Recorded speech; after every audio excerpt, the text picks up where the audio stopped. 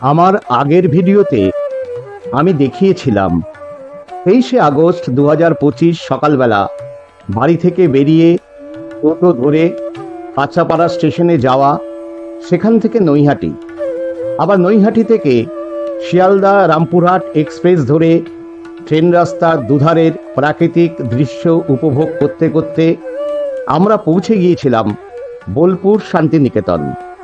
প্রথমেই দেখে নিয়েছিলাম স্টেশনের উল্টো দিকে গীতাঞ্জলি রেল মিউজিয়াম দেখে টোটো করে আমরা পৌঁছে গিয়েছিলাম আমাদের দুদিনের বুক করা রিসর্ট সোনাঝুরি অতিথি নিবাসে। সেখানে পৌঁছে ফ্রেশ হয়ে লাঞ্চ সেরে আমরা সোনাঝুরি হাটে বেশ কিছু সময় কাটিয়েছিলাম। সোনাঝুরি হাটে অনেকটা সময় কাটিয়ে টুকটাক কিছু কেনাকাটা করে আমরা চলে গিয়েছিলাম কঙ্কালীতলা মন্দির দেখতে। কঙ্কালীতলা মন্দির 51টি সতীপীঠের মধ্যে একটি। মন্দির দর্শন করে সন্ধ্যা আরতি দেখে আমরা সেদিনের মতো ফিরে আসি আমাদের রিসর্টে। এগুলি যদি আপনারা না দেখে থাকেন তাহলে অনুরোধ রইল দেখে নেবেন। ওপরের আই বটমে ও ডেসক্রিপশন বক্সে আমি লিংক দিয়ে দেব। এর পরের গল্প নিয়ে এবারের পর্ব, চলুন দেখে নেওয়া যাক।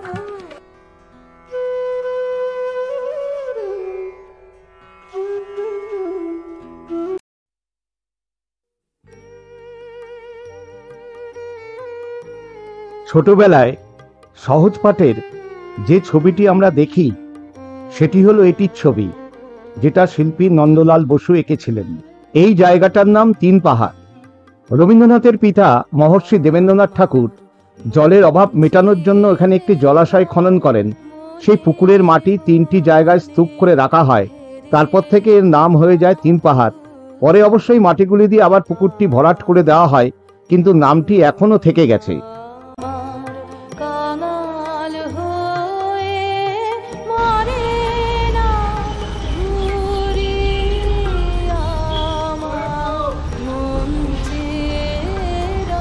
একটা তাল গাছকে কেন্দ্র করে তৈরি খড়ের চাল গোলাকার এই মাটির বাড়িতে থাকতেন ব্রহ্মচর্যাশ্রমের শিক্ষক তেজেন্দ্রচন্দ্র সেন। রবীন্দ্রনাথের বনবাণী কাব্যের কুকিরবাসী কবিতাটি এই বাড়ি এবং তেজেন্দ্রচন্দ্র সেনের স্মৃতি বহন করছে।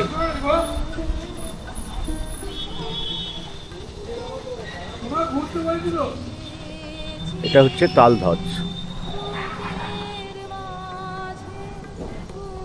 যে তাল গাছ এক পায়ে দাঁড়িয়ে সব গাছ ছাড়িয়ে উঁকি মারে আকাশে, আর এই গাছের পাতাগুলো ধ্বজার মতো রয়েছে বলে এর নাম হয়েছে তালধ্বজ। এই আমরা এখন আছি উপাসনা গৃহ ব্রহ্ম মন্দিরে। শান্তিনিকেতন ইউনেস্কো স্বীকৃত বিশ্ব ঐতিহ্য প্রাঙ্গণ, UNESCO recognise world heritage centre. পুরোটাই শান্তিনিকেতনের ইউনেস্কোর ওয়ার্ল্ড হেরিটেজ সেন্টার। এটি হচ্ছে উপাসনা গৃহ। 1892 সালে মহর্ষি দেবেন্দ্রনাথ ঠাকুর এই উপাসনা গৃহটি তৈরি করেছিলেন।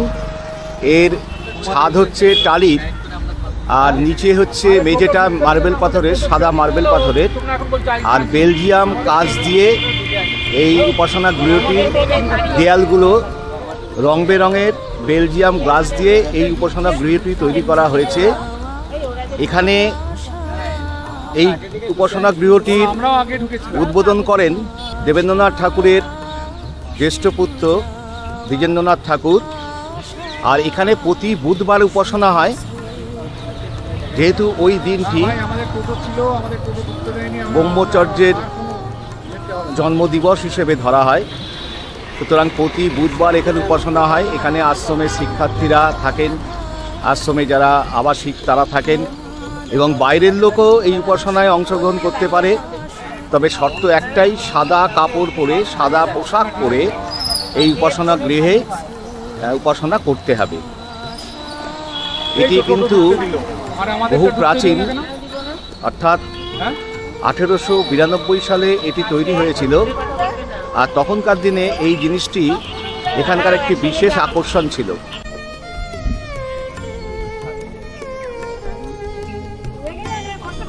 দারুণ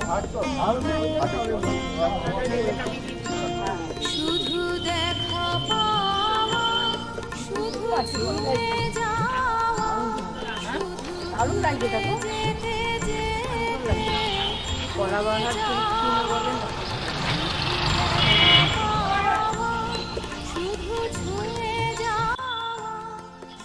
আমরা এখন আছি শান্তিনিকেতন ভবনের সামনে। এই যে গেট, এখান দিয়ে ঢুকেই শান্তিনিকেতন ভবনে পৌঁছাতে হবে। এই উপাসনা মন্দিরের পাশেই হচ্ছে শান্তিনিকেতন ভবন। এই সামনে যে বাড়িটি রয়েছে এটা হচ্ছে শান্তিনিকেতন ভবন। 1864 সালে দেবেন্দ্রনাথ ঠাকুর এই বাড়িটি তৈরি করেছিলেন।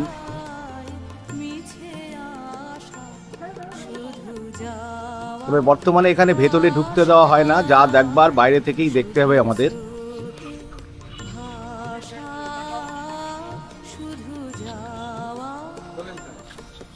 এখন আমরা যে জায়গাটায় আছি এই জায়গাটার নাম হচ্ছে জগদীশ কানন পুরনো খেলার মাঠ।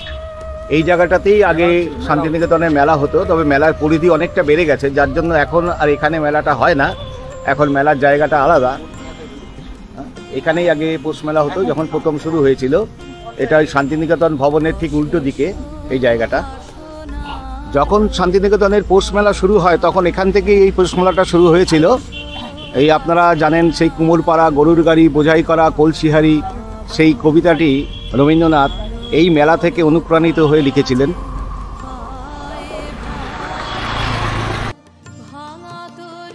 এই সেই ছাতিমতলা।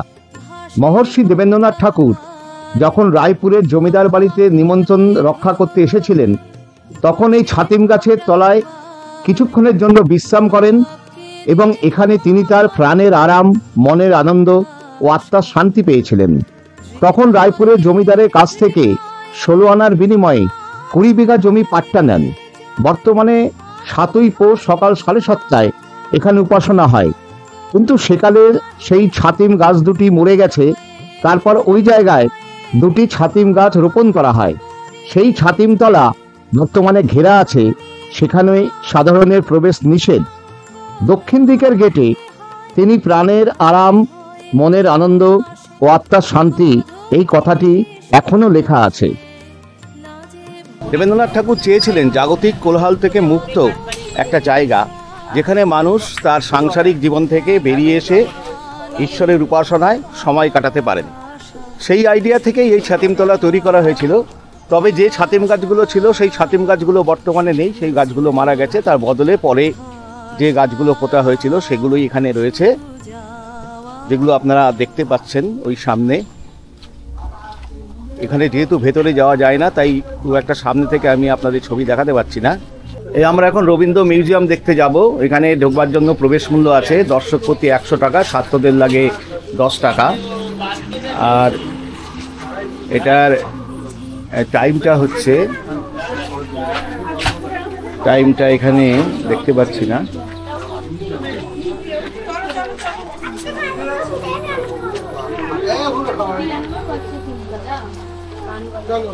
এই রবীন্দ্র মিউজিয়ামে প্রবেশ করব। এখানে এই প্রবেশ পথ, টিকিট নিয়ে ওরা ঢুকেছে। এখানে টাইমটা কখন? 10টা থেকে 4:30 পর্যন্ত টিকিট দেওয়া হয়। 10টা থেকে 4:30 পর্যন্ত টিকিট দেওয়া হয়, আর 5টা পর্যন্ত খোলা থাকে, তাই তো? Thank you. যে অনেক জিনিসপত্র আছে, দলিল, দস্তাবেজ, পাণ্ডুলিপি, চিঠি, এই সমস্ত সংগ্রহ করে এখানে রাখা আছে। এবং বহু পুরনো দুষ্প্রাপ্য সব ছবি রয়েছে এই মিউজিয়ামে। তবে মিউজিয়ামের ভেতরে যেহেতু ছবি তোলা যায় না, তাই মিউজিয়ামের ভেতরের দৃশ্য আমি আপনাদের দেখাতে পারবো না। মিউজিয়ামের বাইরেটা সেই জন্য দেখিয়ে নিচ্ছি, আর কি কি দেখে আসবো সেগুলো আপনাদের আমি জানিয়ে দেব।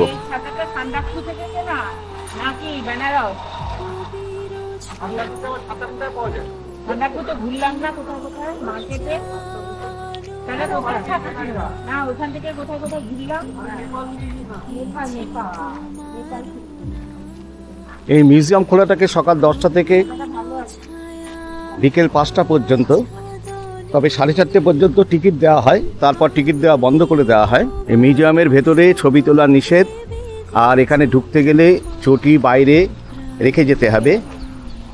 এই রবীন্দ্র মিউজিয়াম দেখে বেরোলাম। এই মিউজিয়ামের ভেতরে অসংখ্য ছবি রয়েছে রবীন্দ্রনাথ ঠাকুর এবং রবীন্দ্রনাথ ঠাকুরের সাথে যাদের যাদের যেখানে যেখানে দেশে বিদেশে পরিচয় হয়েছিল বা তিনি যাদের সাথে পরিচিত হয়েছিলেন প্রত্যেকের ছবি এখানে রয়েছে। পুরনো দলিল দস্তাবেজ, গীতাঞ্জলির ভারতবর্ষের বিভিন্ন ভাষায় যে গীতাঞ্জলি প্রকাশিত হয়েছিল সেগুলো রয়েছে। সবচেয়ে যেটা আশ্চর্যের সেটা হচ্ছে যে রবীন্দ্রনাথের যে নোবেল পুরস্কার যেটা চুরি হয়ে গেছে তার রেপ্লিকাটা এখানে রয়েছে, সেটা দেখলাম। আর রবীন্দ্রনাথের ব্যবহৃত জিনিসপত্র যেমন চশমা, কলম, জুতো, তার জোব্বা, প্রত্যেকটা জিনিস এখানে খুব সুন্দরভাবে সাজানো আছে। কাপ প্লেট থেকে শুরু করে তার দৈনন্দিন ব্যবহার্য যে জিনিসগুলো ছিল সেগুলো খুব সযত্নে এখানে সাজানো আছে মিউজিয়ামের ভেতরে। অবশ্যই মিউজিয়ামটা আপনাদের দেখা উচিত। মিউজিয়ামটা দেখলে নিশ্চয়ই ভালো লাগবে, সেই জন্য মিউজিয়ামটা অবশ্যই একবার আসবেন। হ্যাঁ, এক একটা গাছ, এগুলো হচ্ছে এটা বট গাছ। বট গাছ, এইটা তো বট, এইটা বট গাছ। এইটা এইটা এটা গাটা কি মসৃণ? হ্যাঁ, এটা কি গাছ? এটা কি গাছ? গায়ের রংটা কি ইউক্যালিপটাস। এই যে এইটা, কোনটা? এই যে এইটা। এইটা ঠিক আছে। এই কি আমরা এখন শান্তিনিকেতনের সেই বিখ্যাত উত্তরায়ণ কমপ্লেক্সের দিকে যাচ্ছি। এই আমার সামনে বাঁদিকে রয়েছে একটি বিশ্রাম কক্ষ, এখানে বসে বিশ্রাম নেওয়া যায়। আর এই লাল মাটির পথ বেয়ে আমরা এগিয়ে যাব আর দেখে নেব পরপর 5টি বাড়ি রবীন্দ্রনাথ ঠাকুরের। 5টি বিখ্যাত বাড়ি আমরা দেখে নেব।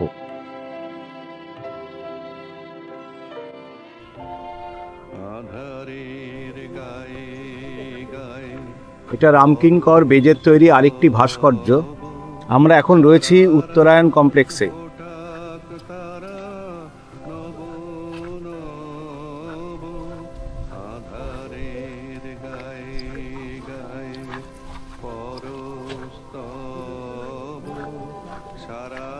এই রবীন্দ্রনাথ ঠাকুরের ব্যবহৃত সেই অস্টিন গাড়িটি এখানে রয়েছে, তার নাম্বার হচ্ছে WBA 8689। এই হচ্ছে সেই অস্টিন গাড়ি, যে গাড়িটা রবীন্দ্রনাথ ঠাকুর নিজে ব্যবহার করতেন। উত্তরায়ণ কমপ্লেক্সে যে রবীন্দ্রনাথের 5টা বাড়ি আছে তার মধ্যে উদয়ন দেখিয়েছি, এইটা হচ্ছে, এই বাড়িটার নাম হচ্ছে কোণার্ক। এখানেও রবীন্দ্রনাথ ঠাকুর থাকতেন। এই সামনে যেটা দেখতে পাচ্ছেন এটা হচ্ছে প্রেস মেশিন। এটাই কোণার্ক ভবনের সামনেই রয়েছে। এখানটায় যেটা লেখা আছে যে 1919 সালে নির্মিত উত্তরায়ণ নামে একটি খড়ের চালের মাটির বাড়ি রূপান্তরিত হয়ে 1922 সালের মধ্যে কোণার্ক নামে পরিচিত হয়। রবীন্দ্রনাথই এর নাম দেন কোণার্ক। এটা হচ্ছে এই কোণার্ক ভবনের সামনে সেই শিমুল গাছটা। সেই শিমুল গাছটা এখনো সশরীরে দাঁড়িয়ে আছে এখানে। এই শ্যামলী বাড়িটা রিনোভেশন হচ্ছে। এটাও রবীন্দ্রনাথের আরেকটি বাড়ি, 5টির মধ্যে আরেকটি বাড়ি। এই সামনে শ্যামলী, এই শ্যামলীটা এখন রিনোভেশন কাজ চলছে, তাই ভেতরটা দেখানো যাচ্ছে না। এই বাড়িটা হচ্ছে পুনশ্চ। এটাও রবীন্দ্রনাথের একটা বাড়ি, তবে একটু ছোট। এই হচ্ছে পুনশ্চ। আর এই পুনশ্চর পাশেই রয়েছে উদীচী। এই আরেকটা বাড়ি।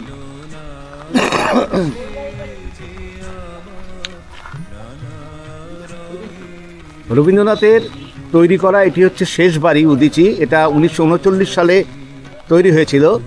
রবীন্দ্রনাথ প্রথমে নাম দিয়েছিলেন সেজুতি, পরে নামকরণ করেন উদীচী।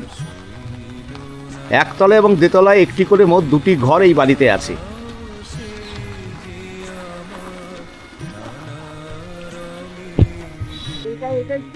এটা হচ্ছে পুনশ্চ। এই বাড়িটার নাম হচ্ছে পুনশ্চ। এটা নির্মিত হয় 1936 সালে। এই বাড়ির পরিকল্পনা সুরেন্দ্রনাথ করেন। প্রথমে তৈরি হয় চারপাশ খোলা বারান্দা ঘেরা একটি বড় ঘর। কিছুদিন পরে এই বারান্দাগুলি ঘিরে দেওয়া হয় এবং দক্ষিণ পশ্চিম দিকে যুক্ত করা হয় আরও একটি ঘর। রবীন্দ্রনাথের ইচ্ছায় 3টি কাঠের বাক্স ছিল এই বাড়ির আসবাব। দিনের বেলায় সেগুলি ছিল বসার জায়গা, আর রাতে সেগুলোকেই জুড়ে নিয়ে খাট, শোবার খাট তৈরি করা হতো।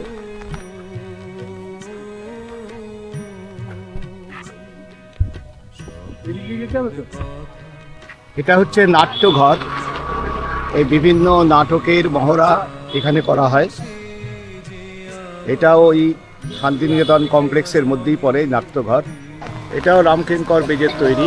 যাযাবর খাবারের খোঁজে এক জায়গা থেকে আরেক জায়গায় পরিবার নিয়ে যাচ্ছে, সেটাই রামকিঙ্কর বেজ তার ভাস্কর্যের মাধ্যমে তুলে ধরেছেন।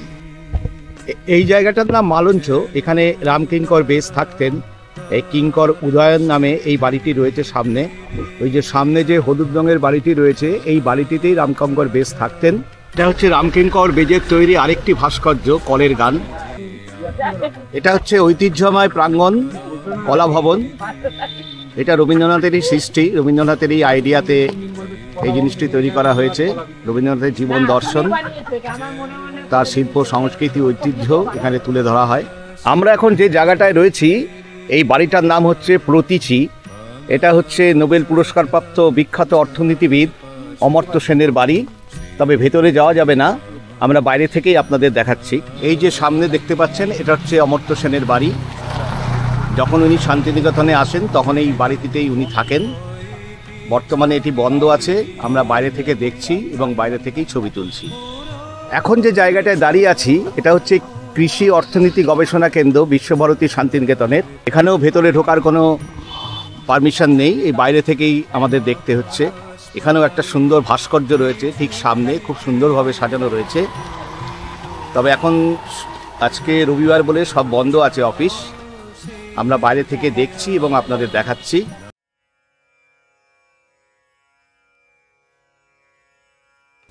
এইটা হচ্ছে সুরুল জমিদার বাড়ি। এখন আমি আছি সুরুল জমিদার বাড়ির সামনে। এই জমিদার বাড়ির সামনে এখন রয়েছি, ভেতরে ঢুকবো। এখন আগে তো এখানে কোনো টিকিটের ব্যবস্থা ছিল না, এখন টিকিটের ব্যবস্থা করেছে। 10 টাকা করে টিকিট, সে টিকিট কেটে আমরা ঢুকবো। এই জমিদার বাড়ির ভেতরে ক্যামেরা অ্যালাও না, কিন্তু মোবাইলে সব কিছু তোলা যায়। এটা আবার কেমন ব্যাপার কে জানে, কাদের মাথা থেকে যে এগুলো বেরোয়। এই সুরুল জমিদার বাড়ির পত্তন হয়েছিল অষ্টাদশ শতাব্দীর প্রথমার্ধে। আদি পুরুষ ভরতচন্দ্র সরকার এই বাড়িটি প্রতিষ্ঠা করেছিলেন। পরবর্তীকালে এই সরকার বংশের বড় তরফের প্রতিনিধি শ্রীনিবাস সরকার এই বাড়িটি তৈরি করেন। 1750 সালে পলাশী যুদ্ধেরও 7 বছর আগে এই বাড়িটি তৈরি করা হয়েছিল। শ্রীনিবাস সরকার অত্যন্ত প্রভাব প্রতিপত্তিশালী ব্যক্তি ছিলেন। তিনি ইংরেজ আমলে তার ব্যবসা ছিল হচ্ছে নীলের ব্যবসা। তিনি ইংরেজদের সাথে নীলের ব্যবসা করতেন।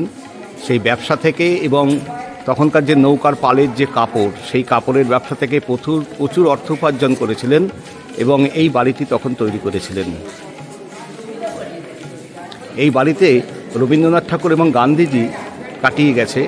এই দোতলার ঘরগুলো, যেগুলোতে এখন উঠতে দেওয়া হয় না, এই ঘরগুলোতে একটা ঘরে রবীন্দ্রনাথ এবং গান্ধীজি কাটিয়েছিলেন। আর রবীন্দ্রনাথের পুত্র রথীন্দ্রনাথ এখানে প্রায়ই আসতেন, এই সুরুল রাজবাড়িতে। এখানে বিভিন্ন সিরিয়ালের শুটিং হয়েছে, যেমন তুমি রবে না রবে, রানী রাসমণি, যে সিরিয়ালগুলো আপনারা দেখেছেন সেগুলো শুটিং হয়েছে এবং বিভিন্ন সিনেমারও এখানে শুটিং হয়েছে।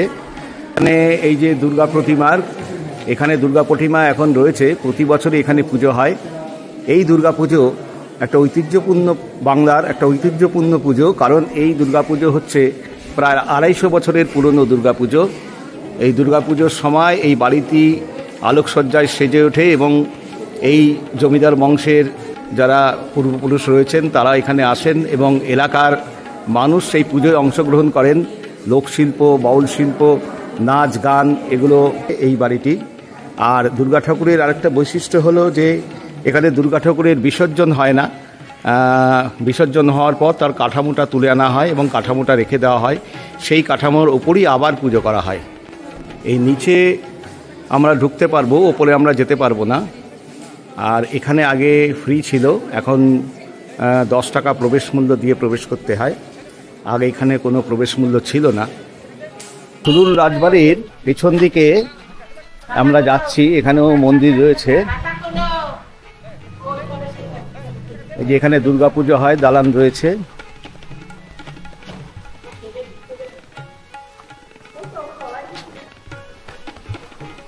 আর এখানে রেক দেউল রয়েছে, কিন্তু ঢোকা যাবে না, কারণ গেট বন্ধ আছে।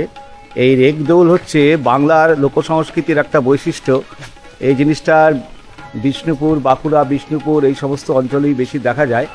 এর যে গঠনশৈলী, এটা সোজা রেখার আকারে সোজা উঠে গেছে, যার জন্য একে রেগদৌল বলা হয়। অপূর্ব শিল্পকর্ম এই রেগদৌল মন্দিরের। এখানে দুর্গা মায়ের মন্দির, এই দুর্গা মায়ের মূর্তি তৈরি হচ্ছে। ওই সামনে দেখা যাচ্ছে এখানে দুর্গা মায়ের মূর্তি তৈরি করছে শিল্পী। এই রেগদৌল মন্দিরের পাশেই এটা। কিন্তু পরিষ্কার আরে এই মন্দিরের সামনে রানী রাসমণির ইয়েটা হচ্ছে না, এই যে এটা এই তোমার ইয়ের দক্ষিণেশ্বরের আদলেতে, দেখো না, এটা পুরোটা দক্ষিণেশ্বরের আদলে। আমরা এখন এসছি বনভূতির হেসেল ঘরে। এখানে আজকে আমরা দুপুরের লাঞ্চটা করব। একটু অফবিট জায়গায় এই হোটেলটা। শান্তিনিকেতনের এই হোটেলটার খুব নাম আছে। এখানে ঠাকুরবাড়ির স্বাদের খাবার পাওয়া যায় এটা বলা হয়। তা আমরা এখানে খাবো, খেয়ে দেখে আপনাদের অবশ্যই জানাবো খাবারটা কেমন হলো। পরিবেশটা খুবই সুন্দর, তবে প্রচণ্ড ভিড় আছে মনে হচ্ছে।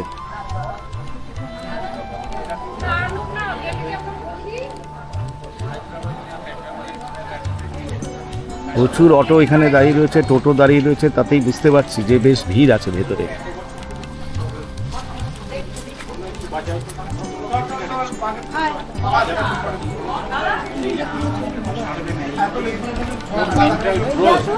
খাবেন কচি পাটার ঝোল খাবেন না আজকে কষা খাবেন? তাড়াতাড়ি বলেন, চলেন আসেন। আরে আসেন, ছবি পরে তুলে নেন। কচি পাটার ঝোল, এটা কি ব্লগ হচ্ছে? হ্যাঁ, ইউটিউবে চ্যানেল আছে। হ্যাঁ হ্যাঁ।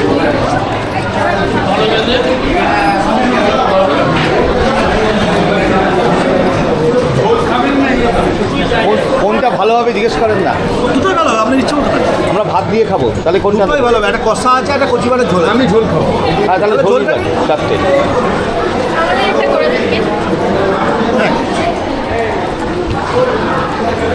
বাইরে বসে নামটা একটু বলুন। আশিস দত্ত লিখবেন।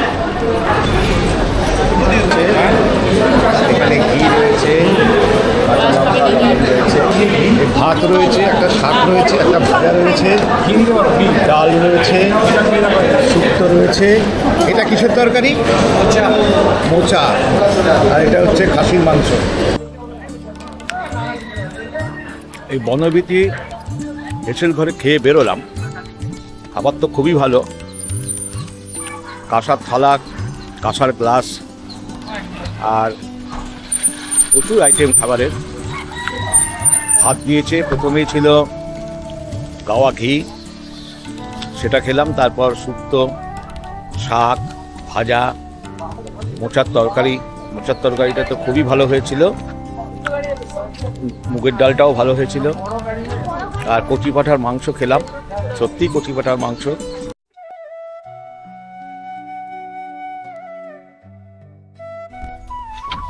আমরা এখন চলে এসেছি এই আমার কুটির সোসাইটিতে।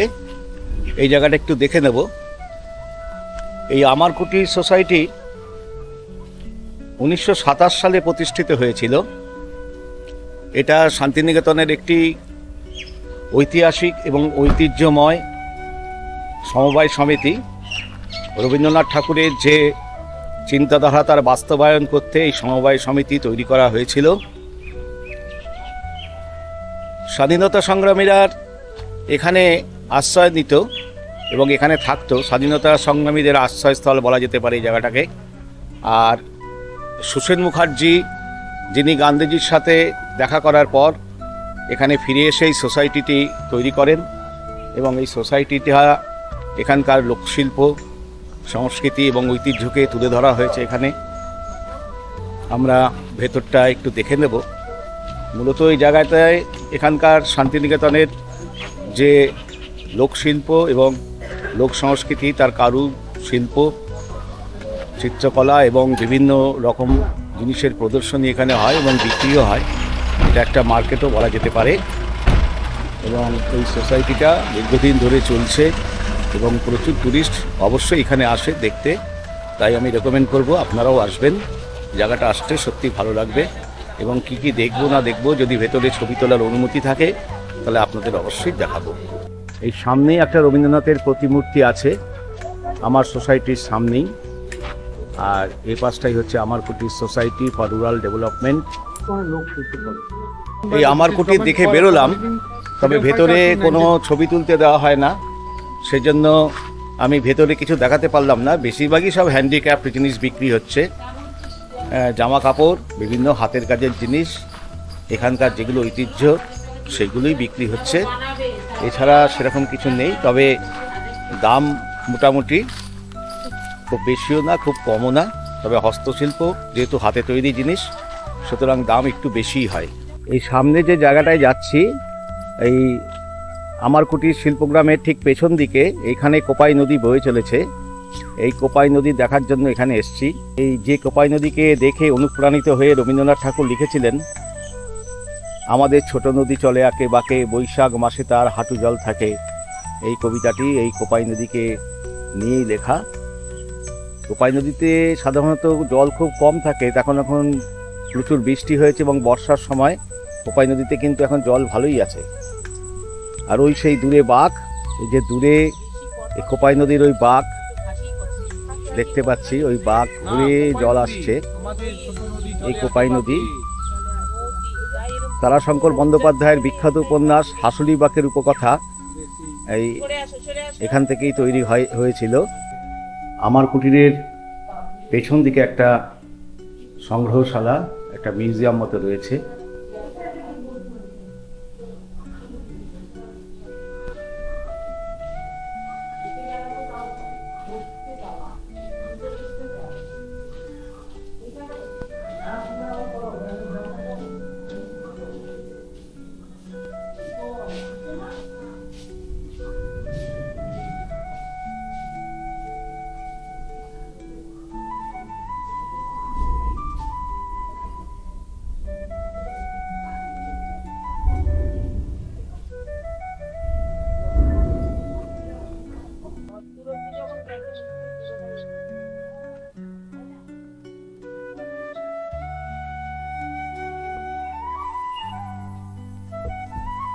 এই সেই 34 ফুট উঁচু বৌদ্ধ মূর্তি। বৌদ্ধ কল্যাণ মিশন 1993 সালে কয়েকজন বৌদ্ধ সন্ন্যাসী এই মূর্তিটি তৈরি করেছিলেন। তবে ভেতরে এখন ঢোকা যাচ্ছে না, দরজায় তালা দেওয়া রয়েছে।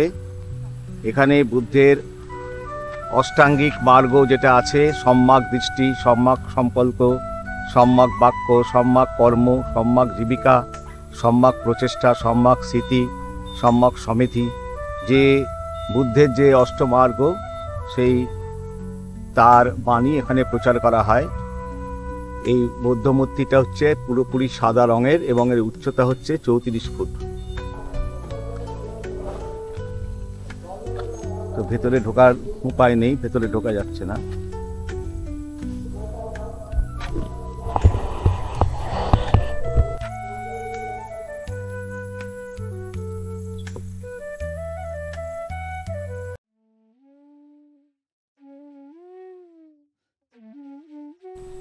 এখন চলে এসেছি প্রকৃতি ভবনে।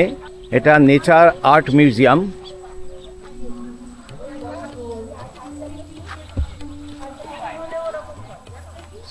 এখানটায় হচ্ছে প্রকৃতি ভবনের প্রবেশ পথ। আর এই প্রকৃতি ভবনের মিউজিয়ামটা খোলা থাকে প্রতিদিন সকাল 9টা থেকে বিকেল 5টা পর্যন্ত। এখানে প্রবেশ মূল্য 40 টাকা। ছবি তোলার পারমিশন আছে কি নেই সেটা আমি জিজ্ঞেস করে নিচ্ছি, যদি থাকে তাহলে আপনাদের দেখাতে পারবো। এই যে টিকিট ঘর, টিকিট কত? 40 টাকা করে। আর ক্যামেরা? এই হচ্ছে প্রকৃতি ভবন বিহার। কতটা সুন্দর লেখা আছে, খ্যাপা খুঁজে ফেরে পলস পাথর। এই প্রকৃতি ভবনের আইডিয়াটা হচ্ছে সুব্রত বসুর। তিনি প্রকৃতিতে যে জিনিসগুলো যেভাবে পড়েছিল ঠিক সেখান থেকে সেভাবেই সংগ্রহ করে এনে এখানে সাজিয়ে রেখেছেন। আর প্রত্যেকটা জিনিসের মধ্যেই একটা করে আপনাকে ইমাজিন করে নিতে হবে, যে এই যেমন আমি সামনে একটা দেখছি, আপনি আপনার ভাবনাটা এখানে আরোপিত করলেই এখান থেকে আপনি আইডিয়া পেয়ে যাবেন।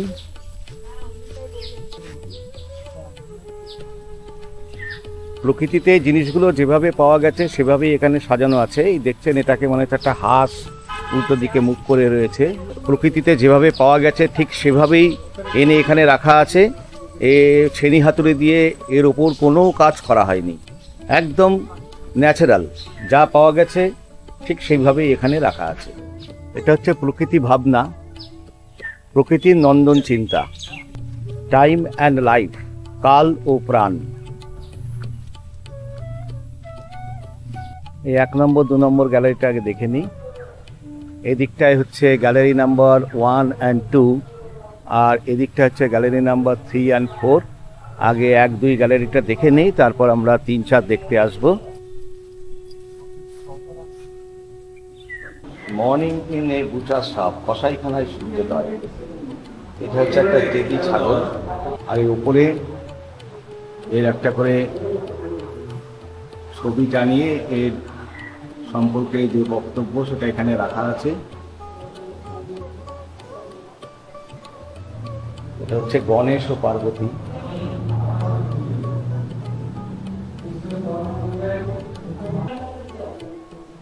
এটা দেখে মনে হচ্ছে যেন একটা গরু বসে আছে, তো বসে থাকা ষাঁড়, এই গাছে ওঠা কাক পিঁপড়ে, পিপীলিকা, প্যাভলোভার নৃত্য। এটা হচ্ছে গল্ফ করছে শিয়াল পরিবার। একটা ঢেউয়ের মাথায় দামচিল। পৃথিবীর সূর্যোদয়, আদি একতাল মাটি নিয়ে খেলছে বিরাট শিশু। এটা হচ্ছে নোমস ভেড়া, সদ্যজাত বাছুর। চাঁদের মা বুড়ি, পাশেই রয়েছে ঘরে ফেরা পাখি। তারা শকুন্তলার প্রতি গৃহে যাত্রা, প্রাণহীন আকাশচুম্বী অট্টালিকা। এটা হচ্ছে অগ্নিকুণ্ডে সীতা, পাশেই রয়েছে বীর হনুমান। অদ্ভুত এবং সুন্দর সুন্দর কালেকশন, খুব বিচিত্র জিনিস এখানে রয়েছে। কোনো কিছুই আর্টিফিশিয়াল নয়, টোটালটাই হচ্ছে ন্যাচারাল। ঈগল পাখির অবতরণ, হচ্ছে আণবিক বোমার বিস্ফোরণ। এটার নাম দেওয়া হয়েছে চিৎকার। ক্লান্ত ঘোড়া, এটা বসুন্ধরার বুকে বিশ্ব চরাচর। আদম ও ইভ, এই আইডিয়াটা এখানে রয়েছে, আদম এবং ইভ। এটা হচ্ছে প্রাণের প্রদীপ, ল্যাম্প অফ লাভ, ফ্রেন্ডশিপ, মৈত্রী। চকিত হরিণ, এটা হচ্ছে কিংবদন্তি বিগ্রহ। ইন্দিরা ঠাকুরন, পথের পাঁচালীর সেই অমর চরিত্র। সমুদ্রের ঢেউ, ভোরের মোড়ক, পক্ষীরাজ ঘোড়া, সব রাজহাঁস। জলাশয়ে যেমন রাজহাঁস থাকে ঠিক সেই রকম ভাবে এখানে রয়েছে। এটা একটা কুকুরছানা।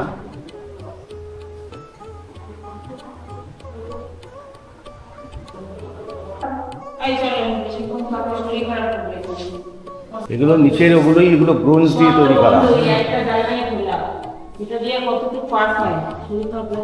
এগুলো ব্রোঞ্জ দিয়ে তৈরি করা, নিচে এগুলো আছে তো। কত্থক নৃত্য, মৎস্য উর্বশী।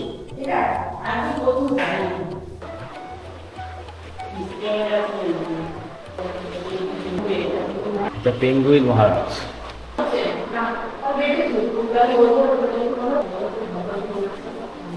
এখানে 1 নম্বর গ্যালারির নিচে বেশিরভাগই হচ্ছে প্রকৃতিতে যে জিনিসগুলোকে সুব্রত গুহ পেয়েছিলেন সেগুলোকেই সাজিয়ে রেখেছেন।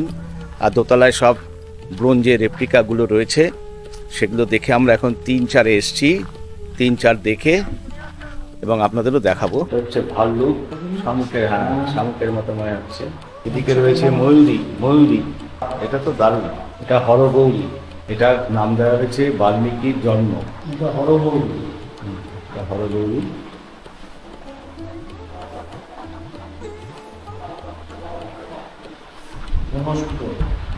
শিশু হাতি।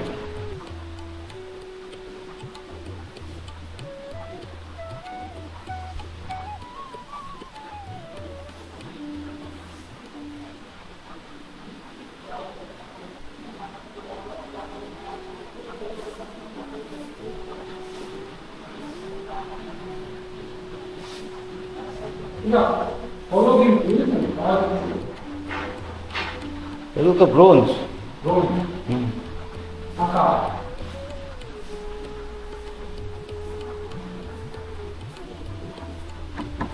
এটা কাঠ, এটার আইডিয়াটা হচ্ছে হরিণ জল খাচ্ছে খালিতে, এই হচ্ছে সেই হরিণের মুখ।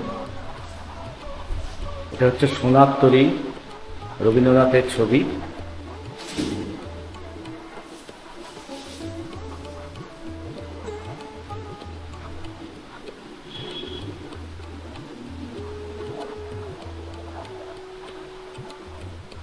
একদম সীমন্ত হাস এর নাম দেওয়া হয়েছে। এটা হচ্ছে নৃত্যরত বাউল রবীন্দ্রনাথ।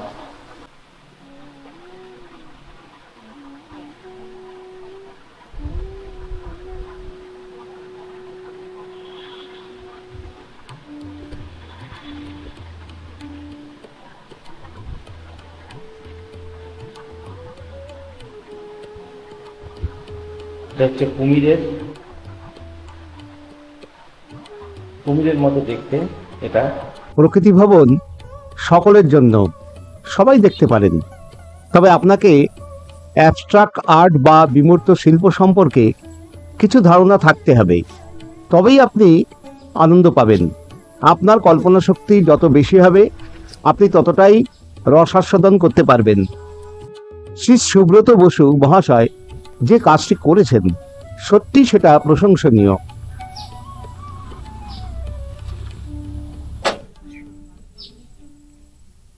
গণেশজি, গণেশ, হ্যাঁ, আমার তো লাগছে এদিক তোমার দিয়ে দেখো গণেশ লাগছে এটা আমার এদিক ধপকাজি দিয়ে বলো। একদম ধপকাজি। এটা কি গণেশের মতো গণেশ লাগছে? থরি বলেন। এই যে এই গণেশের চোখ, সুর, চোখ হলে কি হবে? ওই ওই ওই জায়গাটা ওরকম ব্যাকাতারা, ওই জায়গাটা পেট। না যে যেটা ভাবে। আমি যেরকম এদিক দিয়ে বেগুন ভাব হ্যাঁ, যে যেটা ভাবছো সেটা হুম। বলো। কিন্তু উনি গণেশ নাম নিয়মটা তাই। দিয়েছে, ওনার কাছে গণেশ এইখানে নিয়মটাই তাই। এক একটা অ্যাঙ্গেল থেকে এক এক রকম মনে হবে।